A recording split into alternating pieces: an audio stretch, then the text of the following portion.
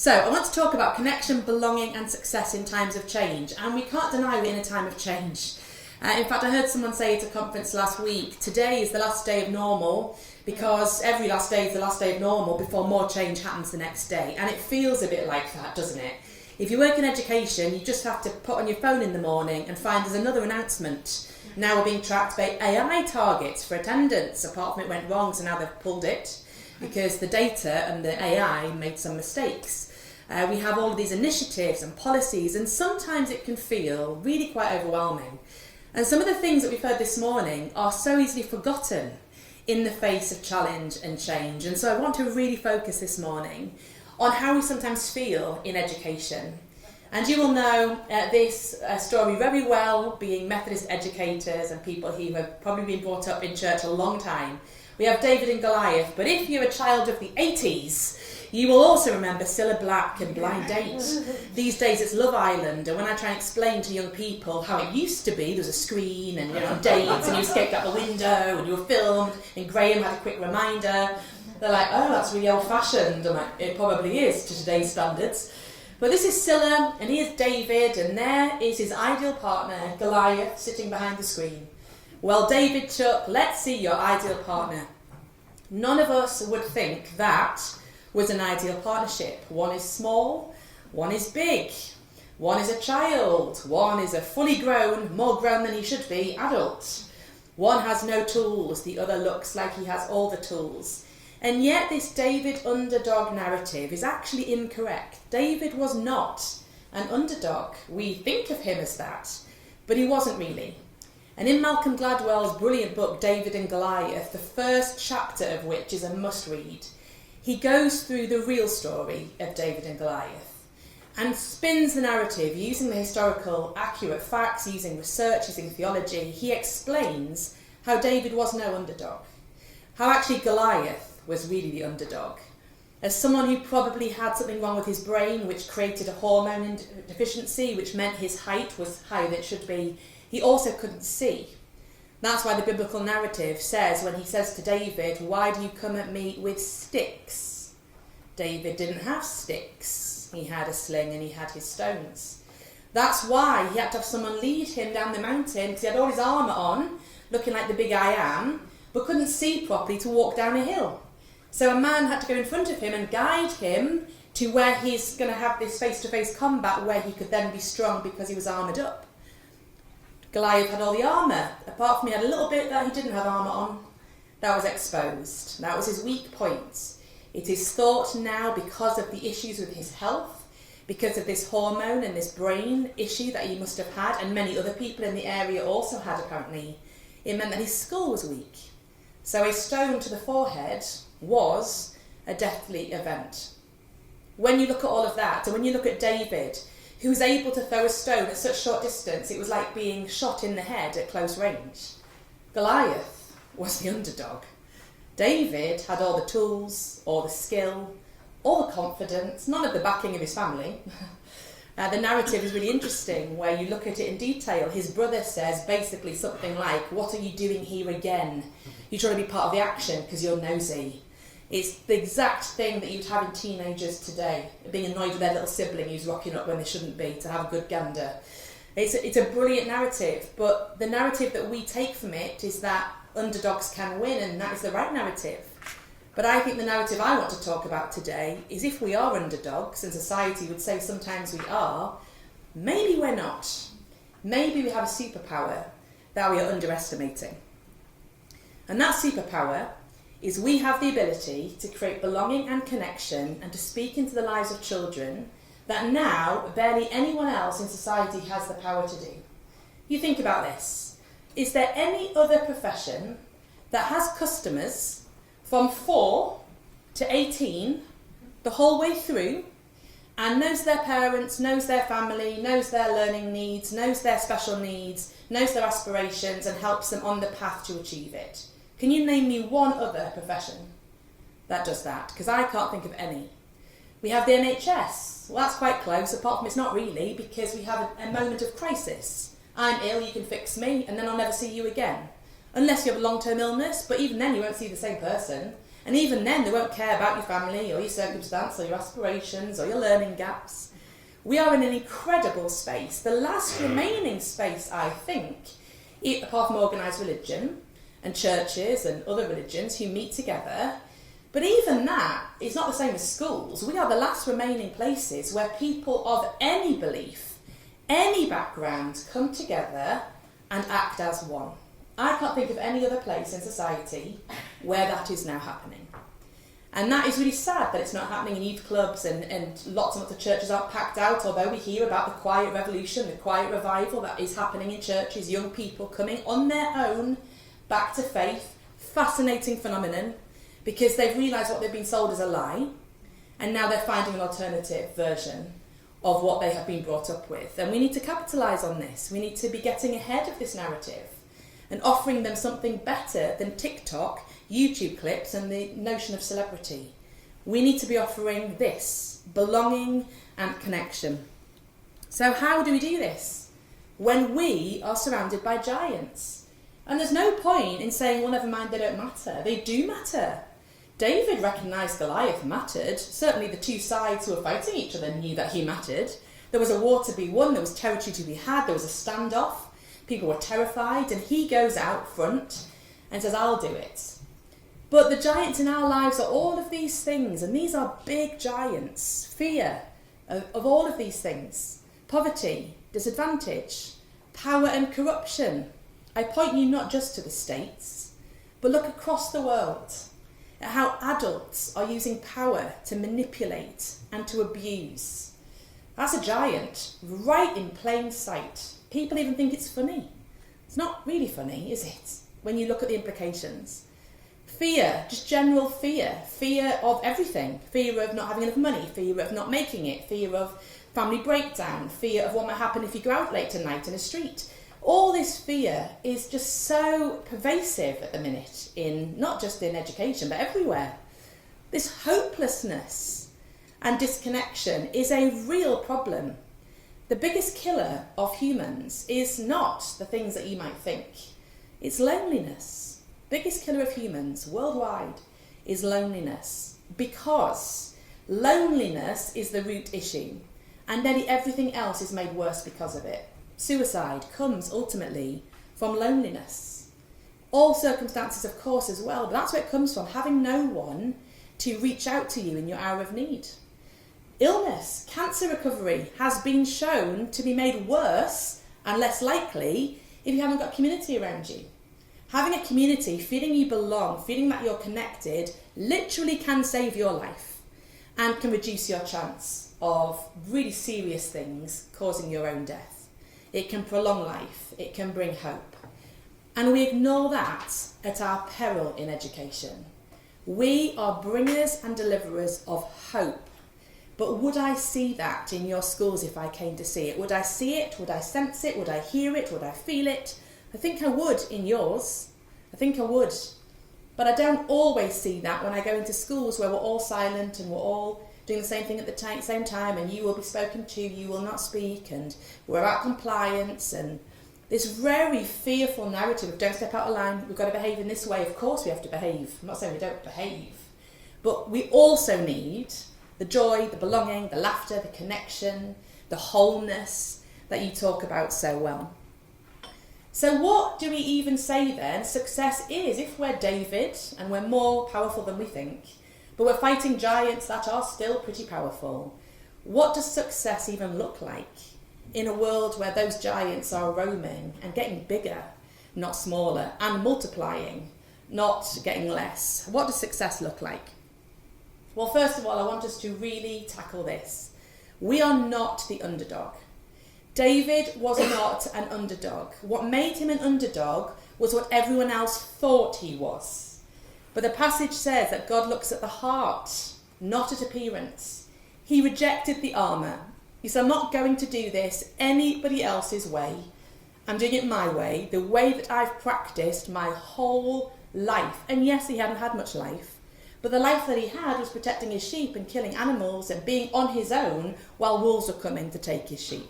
He was brave, he was bold, he'd honed his craft, he knew who he was, he knew who he wasn't, he knew what he wanted, And he wasn't fighting that battle for anybody else. It says in the passage, give it a check when you go home. He was doing it because God asked him to do it, and he went out to fight in his name, knowing that he had everything that he needed, armourless, with stones and a sling. When everyone else was laughing, when everyone else was thinking he was ridiculous, when everyone else thought he was a silly kid who should have gone home, he never thought that. Because if he thought that, he wouldn't have stepped up in the first place. And sometimes we think of ourselves as just a teacher, just a leader. What can I do when I'm just a whatever? And all of these giants are there. Well, the first thing we need to do is never ever use the word just. I don't think you'd hear Prince William say, I'm just a prince. Would he? I'm just. I don't think he would. If you're princes and princesses, then we just stop the word just. And we say, I am a leader. I am a teacher. I have agency. I can make a difference. I am not an underdog. Because I have all the tools that I need in order to accelerate what needs to happen. We've been trained for this. We have been trained for this. We are adults who have grown up in the system. We understand how it works. We are trained in our craft. You know what teaching and learning looks like. You know how to do data. You know how to engage with kids is the most important thing. You know how to bring peace where there is no peace. You know how to bring clarity where there is confusion. You know how to reach out when people don't want to be reached. You know this stuff. You can do this stuff. We have secret superpowers that we suppress and hide when we shouldn't suppress and hide them. We should be getting ready and saying, I'm going without anyone else's armour, pretending to be somebody else's way of doing it. I'm going as me, and I'm going in my strength. And if you're a Christian, and I guess many of you are, you go in somebody else's strength too, don't you? So we have to address this. I'm obsessed with quadrants. Many of you, if you know me, will know that. I've written a whole book about quadrants, my 11 greatest quadrant hits. I know it's a bit niche, but I really do love a quadrant. And the reason I love quadrants is because it takes really complex things and just makes them really simple. That common sense thing. Things that we know, but we've never seen it written down in a simple way. It all gets too confusing and too difficult to sometimes comprehend. And this isn't difficult to comprehend. What's difficult is doing it. So on this quadrant, I call this living in brope. It's a new word. It's when you combine brutal facts and unrelenting hope and have both at the same time. And that's where you live. It's called living in brope. We have to live in brope. If we live anywhere else, it goes a bit wrong. Here's how it goes a bit wrong. On the left, we face the brutal facts, these giants. The bottom, we completely ignore them. La la la, la la la, not my problem, not my issue. On the bottom, we have hope. We have unwavering hope, and you'll all have your hope from similar sources or different sources. And then we have no hope at all. And look what happens when we put those things together. On the top left, we have hopeless facts. And you'll have visited that place. You might even be in that place this morning coming to this conference. Hopeless facts. I see them, but I have no hope that anything is going to be any different, anything's going to change. Actually, this is completely awful and despairing, and I really don't know why I'm here doing this. Because the giant is massive, I've got stones, got ridiculous stones, and I'm here without armour, and look at him. Nothing I can do. And so we start jumping on this narrative that this is all awful, it's out of my control. Well, what can you do? And we say things like, well, just got to get on, haven't you? Just got to try your best, just got to, what can we do? Beyond our control. And that, if we're not careful, can reduce the impact we can have and reduce our power. It diminishes us when we stay over there. It's also terrifying for the people who are following us. Terrifying. Do you remember when the Labour government came in? And this is not a political statement. I could make this statement about a number of countries and governments. But when they came in and Keir was in the garden, and we're all watching, like, come on Keir, change is here, because that was the motto, wasn't it? Change is coming. Brilliant. So we have the garden, and the papers the day after basically said, where was the hope? So if you remember, his speech was, it's going to get a lot worse. A lot worse. We're going to go on a downward trajectory, we might be hitting recession, you're going to have less money in your pockets, we're at an all-time low. It's their fault, by the way, it's their fault. But it's going to get worse. And all of us were going, but... And he didn't give anything after there was no but. And so the press, at that moment, jumped on them, going, well, this is depressing. Where was the hope? Come on, Keir. Where's the optimism? Where's the passion? Where's the excitement? And I don't think they've ever quite got it back since then. Because people were so disappointed. And I hear the same in education, like, where's the big plan? Is it AI attendance targets? Is that it? That's now wrong? Is that the biggest we can dream for our kids, that a robot is going to track them? And we're all just a bit like, come on! But it's not their job to give us hope that's going to change in 4 years' time. We can't just wait for the next hope cycle and then jump on whatever colour government get on. We have to do this work. We have to define the hope. Otherwise we'll always be disappointed and going, well, what do you expect? Bottom left is no better. Have you ever visited that place? I'm going to ignore the brutal facts because they're way too brutal for me to deal with. But I have absolutely no hope either. And so I'm just going to wander around, being a little bit deluded because that's the only place I can stay vaguely sane. And I'm either going to resign myself to my circumstances or, as we saw in March 2020, actually literally resign. And that was called the Great Resignation. When people said, I don't want to do this, I can't do it, it's too much, I've got a new meaning of life, I'm off. And they left. NHS and education, they left in droves, and we're trying to get new people back. But what we're selling them is not that attractive, which is the problem. When we're here, people will leave. The culture will go wonky. People will do a new thing now. There's two new terms that have just come about. One is called culture quitting. It's a new thing where people go, don't like your culture, you're toxic. That's a new word that we're using a lot now. It's not a chemical reaction, it's now what's happening in organisations. You're toxic, I'm leaving. And sometimes we don't even know they feel like that. They're there, and then they do a new term called quiet quitting, where you just get a letter on your desk. You're like, what? I thought, what? And they're like, yeah, I'm done. And it's gone beyond the point of repair. That's that. The bottom right is particularly irritating, although it might be slightly more pleasant to be around than the other two. This is where we have so much hope, but we're not addressing any of the facts. We become little Pollyannas. It's great! Yay! Do you know what? This AI challenge, I think it's going to be fine. And everyone you're leading is going, are you okay? Because what I'm reading, none of this is fine. Why are you jumping and leaping around with this like, yay? Because I don't believe you. And so here we have this really difficult mix where as a leader you're trying to bring up the energy and optimism, but you're going so far into hope without addressing any of the brutal facts, people think you're also delusional and you've actually missed the point. So you see this after Ofsted inspections, you see people going, well, do you know what, it could have been worse. It could have been worse. And everyone's going, could it? How much it could have been worse? Because I was mauled and I felt awful and I felt deflated. Are you just going to carry on whitewashing this whole thing? In here, we see white red flags and we paint them white. That's what we do. Go around painting red flags. Oh, it's not now. And that can really catch us off guard and it can undermine our leadership if we stay there. We cannot be little Pollyannas bouncing around the place, pretending everything's fine and ignoring the giant. Where we need to be is the top right, optimistic realism, where we say, I see the brutal facts. There's a giant, he's massive, he's armoured, he has a whole army, we are probably not in a great position, and he's coming at me at close range. They're the brutal facts. No point in ignoring them, no point in denying them. But we also say, but I have unwavering hope. I know who I am. I know who he is, but I know who I am.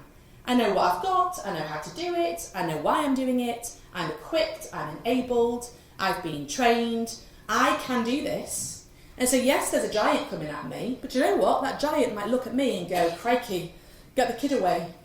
Because 3 minutes later, Goliath's lying on the floor with his head chopped off. That's how quickly things can change when we step in to our own agency and recognise that we are not victims, we are not underdogs, we can do way more than we think. So how do we do this in our settings? How do we stay in optimistic realism to create across our whole communities a sense of belonging and connectionness that our staff and our kids and the wider community will never forget?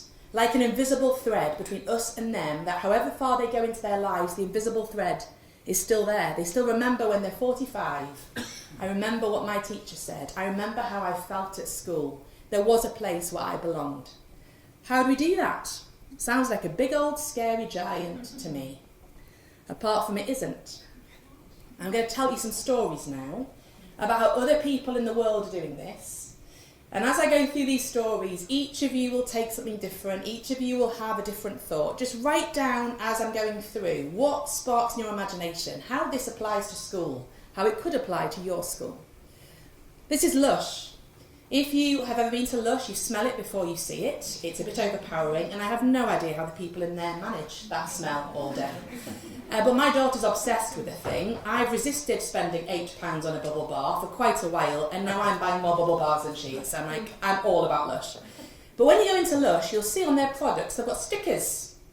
And it's got a picture of the person who made the product, and they each have a sticker, and it's stuck on, and it says this product was made by, and it has their name and the date. Why does Lush do that? Well, because they recognise, and this is on their website, everybody wants to make their mum proud. That's why they do it. So every worker has a sticker of their face that's stuck on a product to make their mums proud. It's an interesting concept, that, belonging and connection. Everyone's just trying to make their mums proud, and their dads, and their aunties. How can we help our young people make their mums and dads proud? How can we help our young people be proud of themselves so that they are owning that pride and not waiting for someone else to give them gold stars? Because that's what we get to as adults, don't we? As kids, like, oh, well done, I'm so proud, I'm so proud, I'm so proud. And then we find ourselves on our own as little David against Goliath. And sometimes there are no voices at this level telling us anyone's proud. We're getting targets, we're getting things we haven't done well enough, we're getting things that need to improve rapidly or slowly. Very few people say, I'm so proud of you. And we need to be proud of ourselves. David was proud of himself. I can do it. I'm proud of myself. I'm not going to listen to my brother saying that I'm a rubbish, idiot brother who now is nothing. I'm going to stand in my own authority. So making our mums proud. Disney. Disney is a fascinating organisation from a leadership perspective. The level of detail they put in to making people feel like they belong is extraordinary.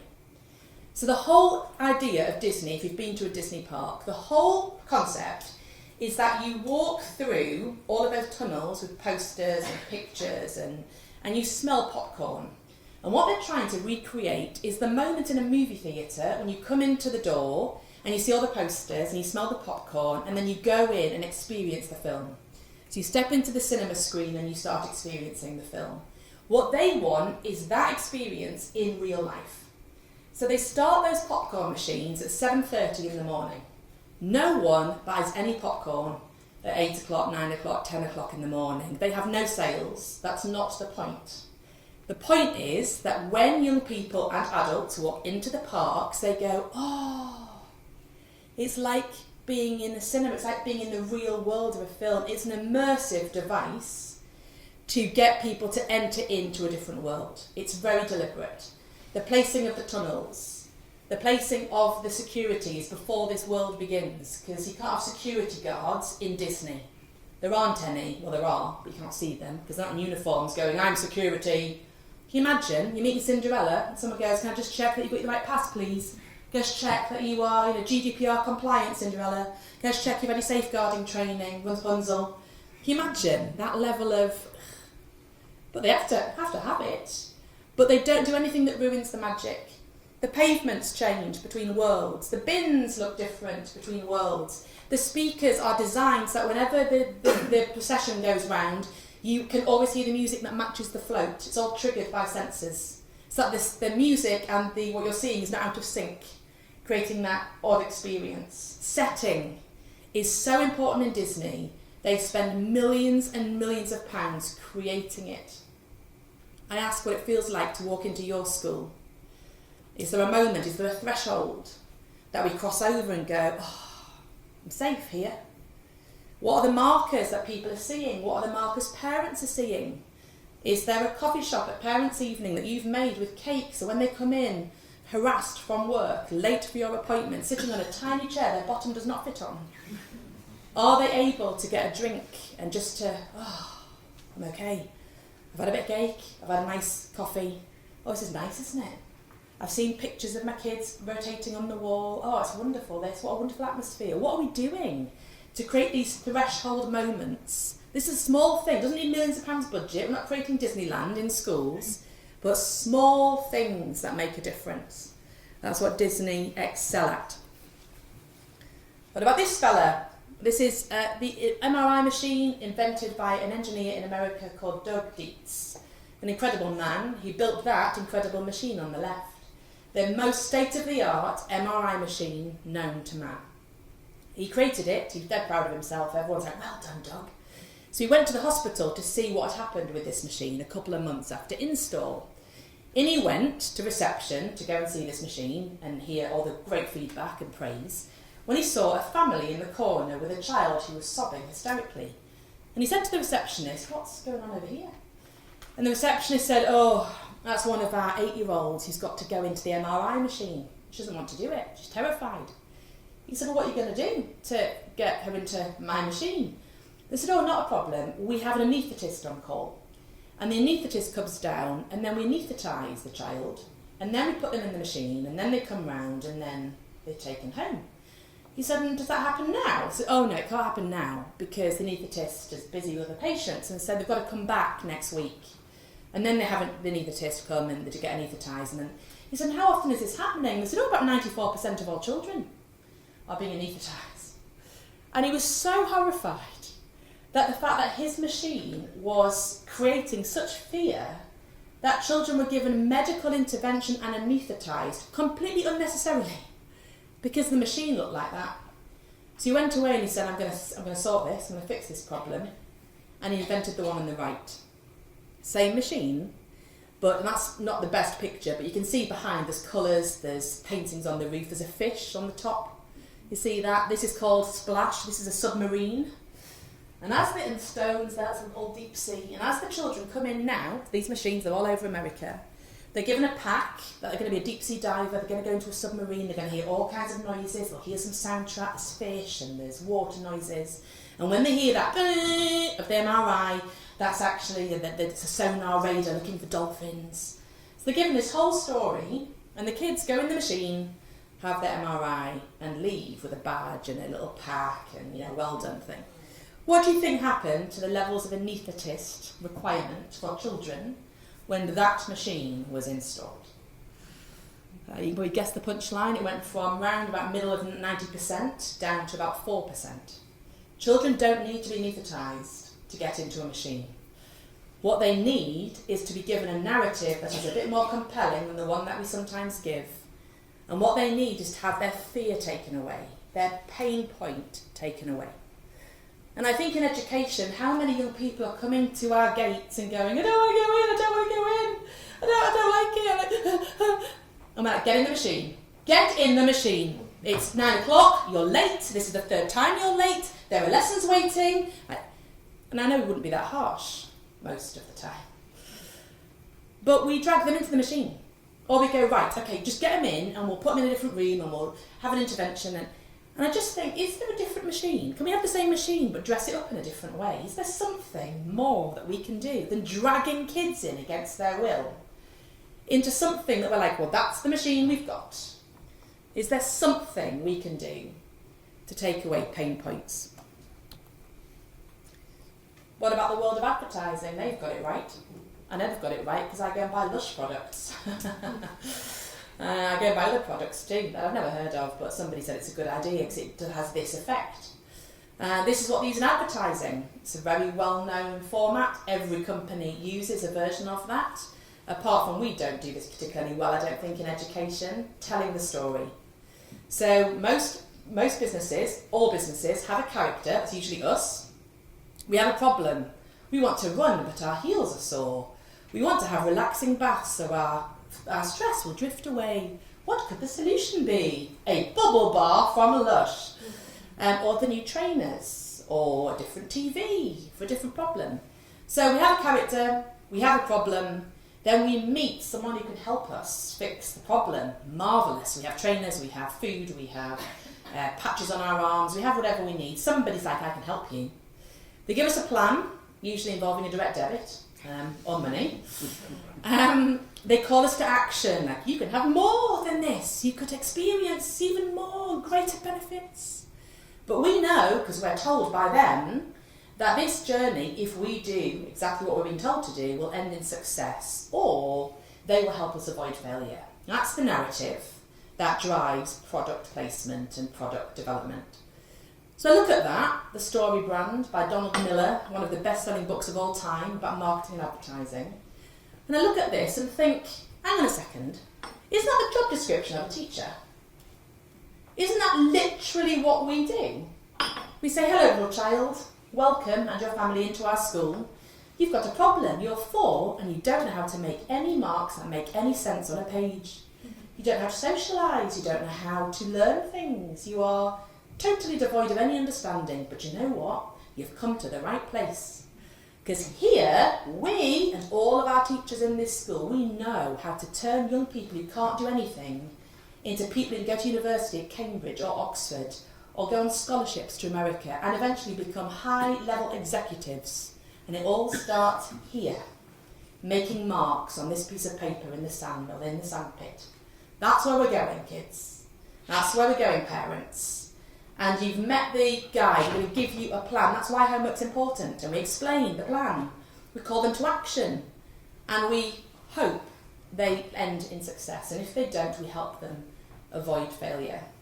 That storyline should be in all of our head teacher briefings, all of our prospectuses, every single parent's chance we get to talk, not displaying that and going, let me tell you how our brand is going to help your kids, but implicitly in what we're saying. That's how we fight giants, by reclaiming the narrative. Because the narrative that parents are hearing, I promise you, because I'm a parent myself and I hear it, is don't take your kids out of school, we'll fine you. Are they really sick? I mean, how sick are they? Because rather they're in school, because we've got attendance targets. We'd like you to contact us whenever there's a problem, but I'll give you none of the email addresses or contact details to do the contacting. But we really care what you think. But I don't know how to contact you. Difficult messages. Difficult. Then we have the messages from the arts. Alfred Hitchcock, when he wrote his films, he wrote 2 scripts, the green script and the blue script. One described what was going to happen in the film, like, you know, the lady on the train and birds are screaming and tweeting and man runs through train with knife, etc. The other one wrote how he wanted people to feel at each of those moments. So he wrote 2 scripts. Really interesting technique. Do we think through that?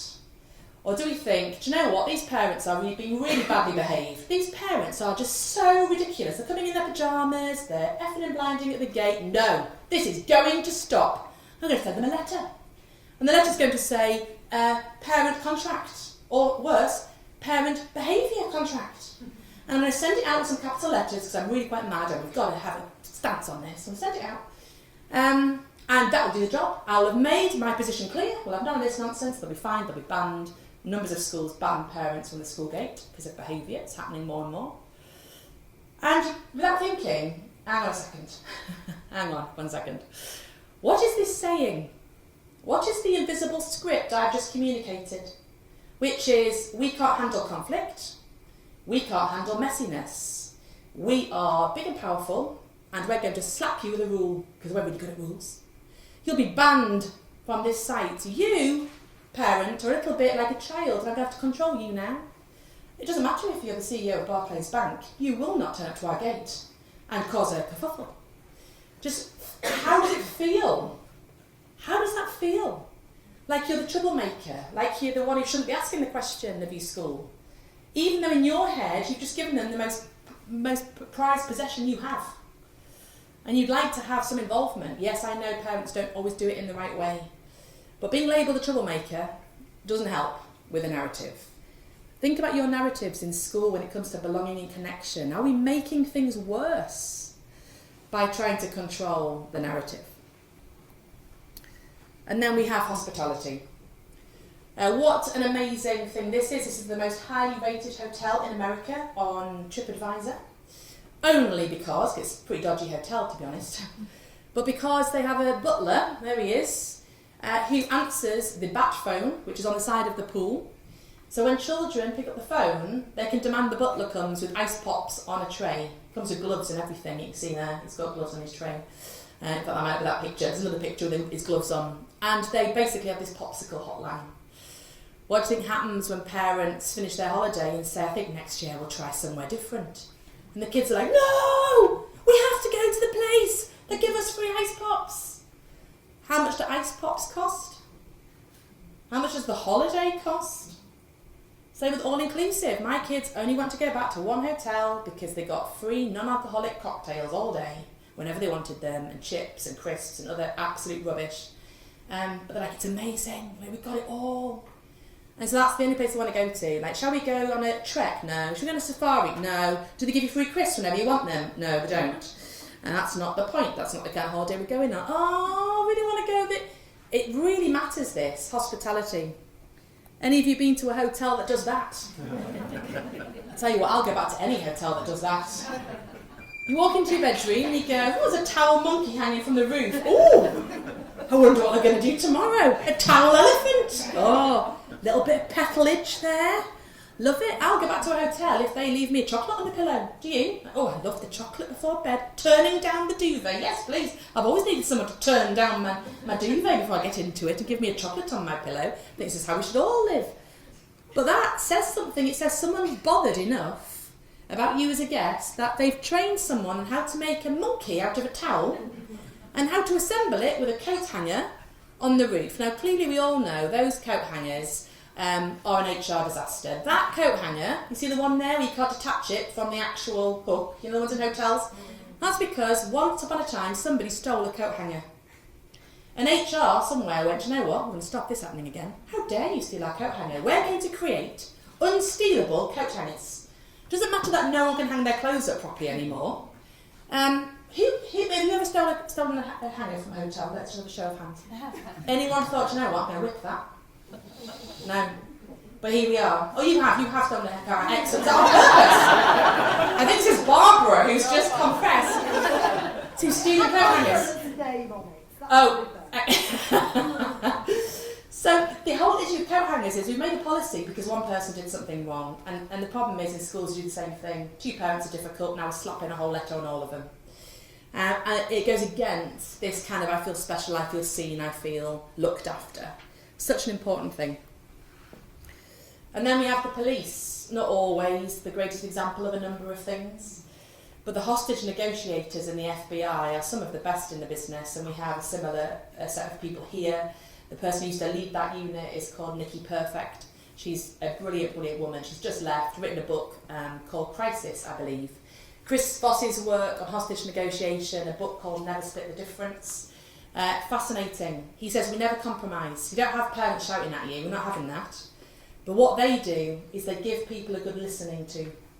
What we do is we give people a good talking to. And so the way they stop people blowing up buildings, killing people, causing absolute carnage is by listening, not by telling. They don't say, right, person who's a criminal, get out of this building immediately, put that gun down and come here. You should be ashamed of yourself, your parents, you let them down, you let your family down. They just say, okay, tell us how we've got here. How are we here? What's happened? How are you? What's going on? What's happened to lead us to this point?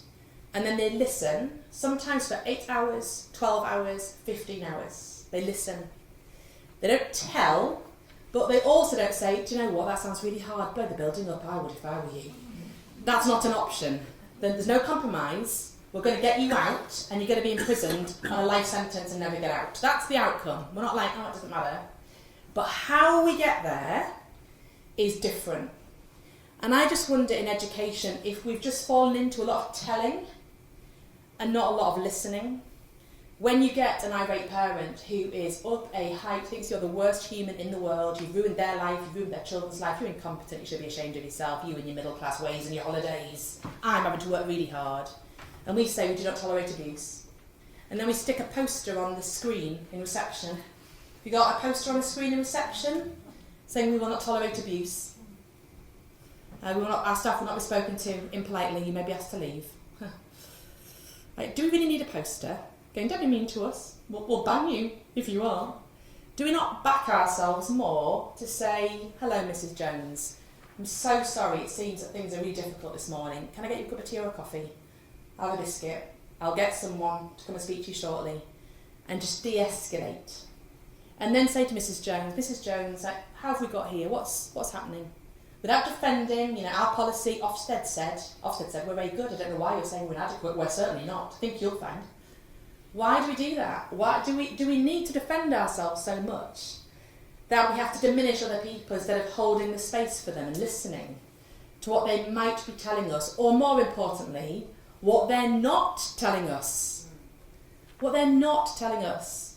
One of the worst things that comes out of our mouths if we're people pleasers, and the majority of educators are, I'm afraid to say, with very few boundaries and an inability to say no on the side, as a little side dish. We say, oh, I know how you feel. Yeah, I know exactly how you feel. And the parent is often going, I don't think you do. I don't think you do. You have no idea what's going on in my life at home. And the more we're like, oh yeah, I know, it makes them think, I don't think you do. And I'm not going to tell you either, because I'm embarrassed, I'm ashamed, I'm not coping. People don't want to say, actually, what's happening at home is my husband's abusive, or we're all living on one mattress, or we have no beds. Happening a lot in the Northwest. Whole company set up to provide beds for children, because so many kids are not sleeping on a mattress. True. You know it, those people who work in the Northwest. It's really serious. So when we're saying we have standards, we need to, we can't tolerate this behaviour, without listening to what's happening behind the scenes, we are missing out on a really key bit of information that might help us get the outcome we need, which is their kid in and behaving. Of course we need that. But how we get there perhaps isn't the way we're getting there right now. Last couple, medicine. Medicine do the same thing. The work of Dr. Catherine Mannix from Newcastle University in the area of palliative care. It is so sad to me that this has had to be made explicit to doctors and consultants who did not know how to tell people they had a terminal illness. No training until the last 10 years when Catherine Mannix said this is ridiculous. And so they have a whole framework now around the environment of the room that you're in when you're given the news, because they know the news they're going to give you, so they get you in the right room.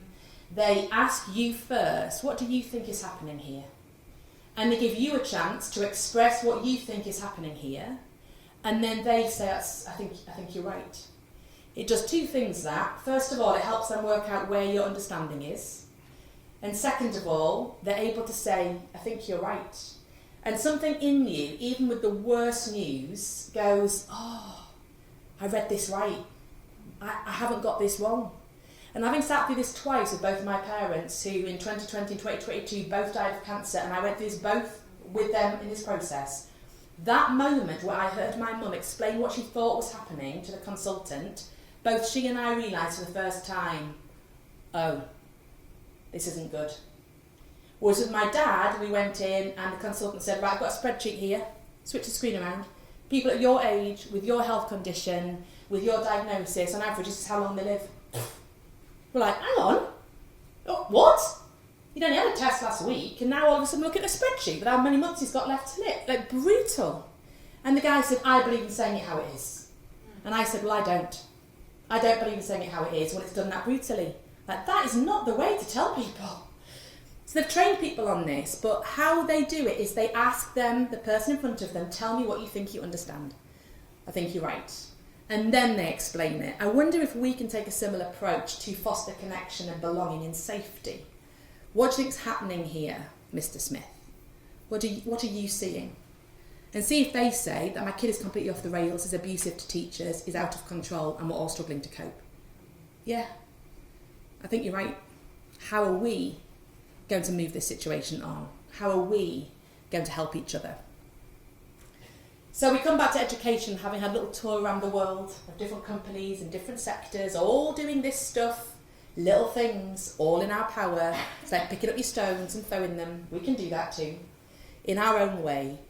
What is the art of the possible? How could we decide that we're going to be more David? We're not the underdogs, and we're going to go and we're going to fight some of this stuff, and we're going to win. To do that, we must, in our schools, create these moments. This is what a moment is made up of, according to, what's his name? Switch. He's written Switch, he's written lots of books, two brothers, can't remember their name, Dan and Chip Heath. And he says moments are epic, and if it's going to be a moment that creates belonging and connection, it has to include these ingredients. And I'm going to use this conference and what we've heard this morning as an example. This morning, we came to this hall and we were told about a worldwide, global, eternal mission. Then we saw kids from all over the world singing the same song, and without being told, this is what we do here, We were all like, oh my goodness, did you feel that? Oh my goodness. I'm part of like a massive worldwide movement. I felt that, and don't even work in your schools. Like, oh, I'm part of this massive thing. Like they're in Mozambique, they're in like Bahamas. Like, oh, I'm part of this. So we had that moment of elevation, like step up. Your princes and princesses, behave like one. So that was a moment of, okay, I've just been made to step up, visually, very carefully, very cleverly, step up. Then we felt pride, didn't we? I'm part of this. I am a prince or a princess. Do you know what? You're absolutely right, I'm totally with you, yes. If we were from a different background, we might have said, nah, men. But we're not, we went,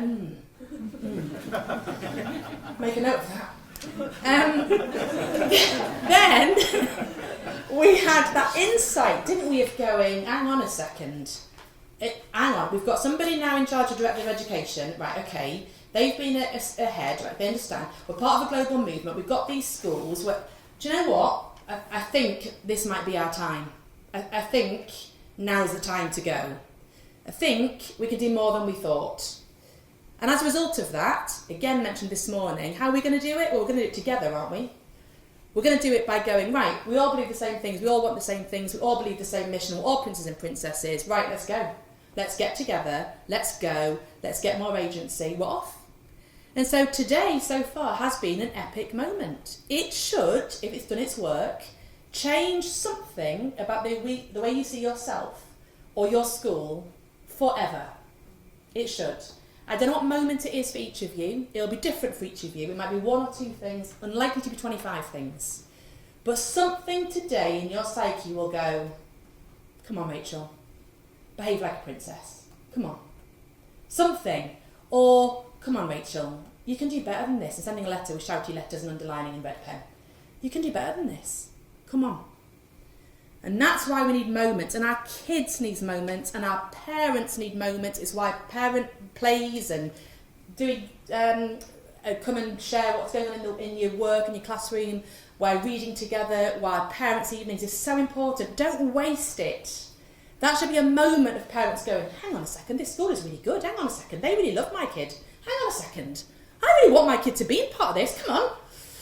Moments, epic moments. So how do I draw together everything that I might have said this morning? You'll have taken your own version from those stories. This is mine. How can we create belonging, connection in a changing world that is out of our control? Well, we take control. We own the narrative. We help people be proud. Everybody, not just kids, parents too. We create a sense of place and magic and enable a threshold to be crossed from you're unsafe at home to you are perfectly safe here. You're invisible at home, you are seen here.